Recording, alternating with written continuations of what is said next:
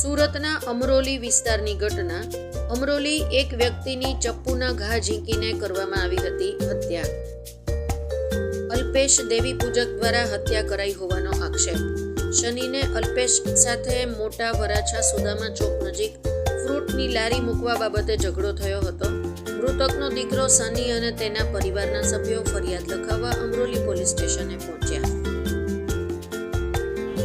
તમારું નામ? સની મારું નામ છે, દેવી પૂજક. કઈ જગ્યાએ રહેવાનું? મારું અમરોલી આવાસ H4 306 એમાં 20 નંબર. શું થયું હતું?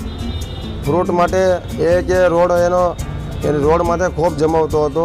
ક્યાંય કોઈને વેચવાનું નહીં. રામચોક આપણે સુદામા ચોકની આગળ, VIP સર્કલની આગળ રામચોક આવે. કોણ રોગ જમાવતો? અલ્પેશ ઓગણિયા દેવી પૂજક. શું કહેતો હતો? ભૂપતભાઈ. શું કહેતો હતો? એ કહેતો હતો કે તારે મારી નાખો, તારા ટાટિયા ભાંગી નાખવા છે, એવું મને રોજ ધમકી દેતો.